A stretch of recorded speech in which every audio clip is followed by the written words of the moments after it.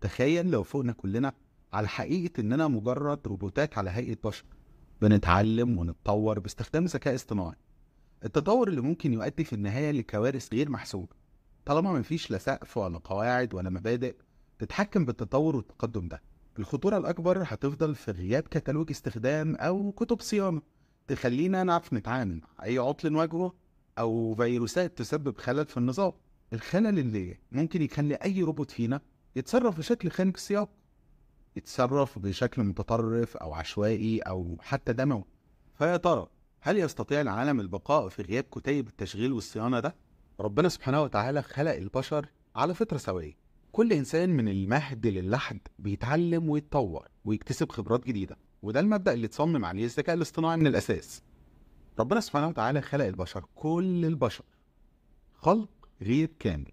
الكمال المطلق لله سبحانه وتعالى. ربنا سبحانه وتعالى عليم بنقص الإنسان وضعفه، وإيه الأمراض الجسدية والنفسية العقلية اللي ممكن يتعرض ليها، سواء من العالم الخارجي المحيط بيه أو حتى من جواه، من نفسه.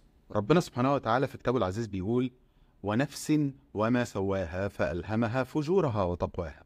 وبيقول: ولقد خلقنا الإنسان ونعلم ما توسوس به نفسه ونحن أقرب إليه من حبل الوريد. ونحن أقرب إليه من حبل الوريد. ربنا سبحانه وتعالى يعلم كل شيء عن خلقه، يعلم فين الداء وفين الدواء. عشان كده كان من المنطقي يكون فيه كتالوج استخدام، منهج نتحرك من خلاله، نفكر بيه ونتأمل فيه. مش بس كده، شريعة بتحكم كل شيء، بوصلة توجه العالم للخير وتفرملنا عن أي خطوة تودينا للهلاك. كتاب فيه علاج لكل الأعطال اللي احنا ممكن نتعرض لها، سواء كانت نفسية أو جسدية أو روحية وغيرها. لما تفكر كده، كم مرة تيجي الدنيا عليك وتحس إنك شايل حمل جبال، بتشتكي مر الشكوى لكل اللي حواليك ومفيش حاجة بتتغير؟ بالعكس، الهم بيزيد أكتر والحمل بيزيد كمان وكمان. فتخيل كده لو فجأة تروح للحل، الكتاب اللي فيه خلاصة، تلاقيك رايح لخواتيم سورة البقرة، الآيات اللي كنا حفظناها في طفولتنا أيام المدرسة. تقع عينك على الآية اللي بتقول: لا يكلف الله نفسا إلا وسعها. فتحس إنه والله ممكن، طالما ده اللي ربنا كلفني بيه، أكيد يبقى في وسعي وممكن أقدر عليه.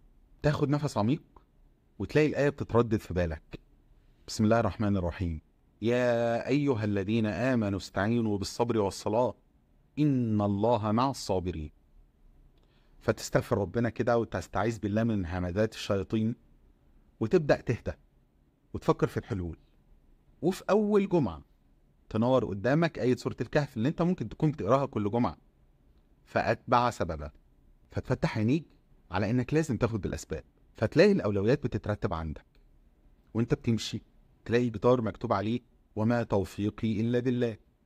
فترفع ايدك وتدعي ربنا وانت على يقين ان انت عملت اللي عليك، وان التوفيق من رب العالمين. فتشوف البشرى في اول آية من سورة الفتح: إنا فتحنا لك فتحا مبينا. ربنا سبحانه وتعالى في كتابه العزيز بيقول: ونزلنا عليك الكتاب تبيانا لكل شيء وهدى ورحمة وبشرى للمسلمين. فالقرآن كتاب شامل لكل تفاصيل الإنسان، حتى لو المسميات اختلفت. فلو الواحد السوفت وير بتاعه بدأ يهنج وبدأ يعجن كده في الشغل، فلازم يدرك ان هو محتاج صيانة فورا لروحه، وما يركنش الكتاب على جنب.